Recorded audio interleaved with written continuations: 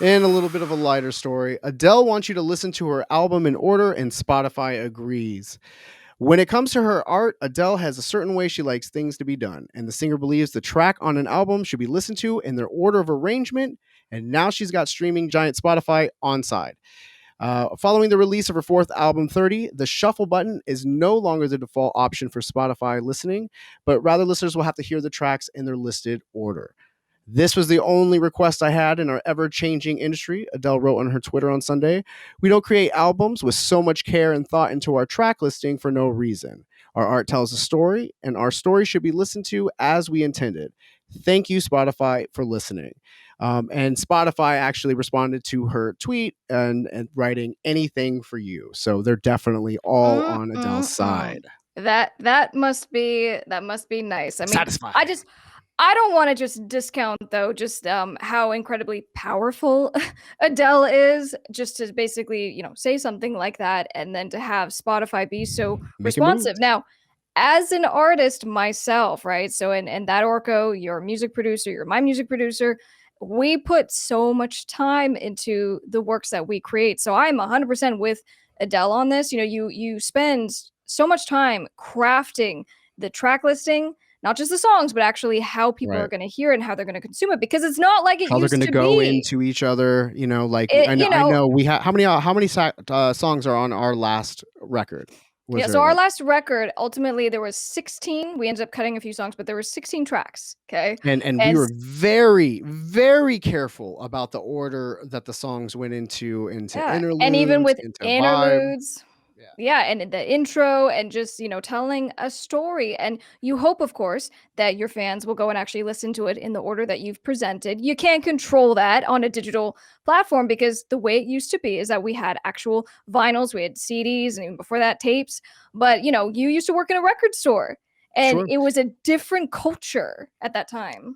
Yeah, no, when you would get you get your CDs and stuff when you would purchase them and stuff, like it was the artwork was incredibly important to you, the liner notes, seeing if the lyrics, so you could read along the lyrics and see what they were saying.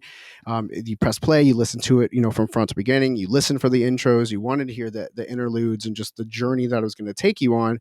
And yeah, when you hit just shuffle on something now listen, you still have the option to hit shuffle after you've heard the record and you just want to just kind of mix it up. Maybe you've heard it in order a bunch of times and now you're Right. ready to shuffle it up. So we are Right. appreciative for the shuffle.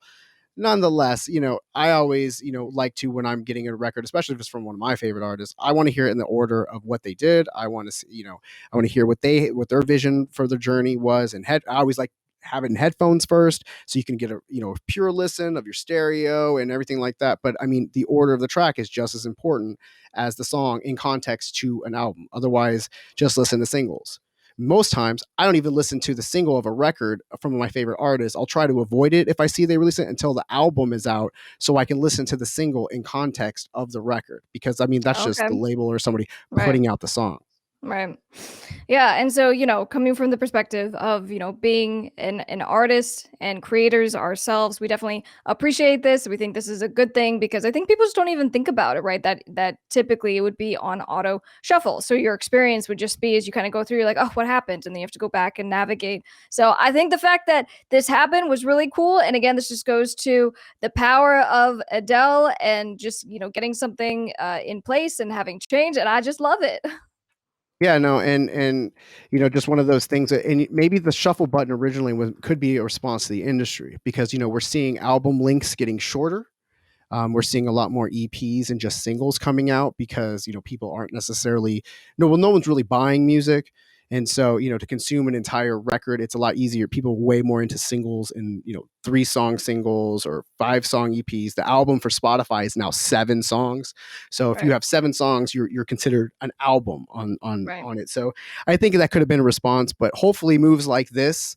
And it's a small change, but it's a big one. And hopefully, moves like this will encourage some of the art to come back into the consideration for albums and for complete pieces of work, because that's where you become a real fan of an artist, is when they have material and an album and you can get their vibe and their whatever. Because otherwise, you're just a bunch of singles, one hit wonders, and whatever. But I'm a little more old school, like you said. I'm from the days of record stores, so that's where I sit.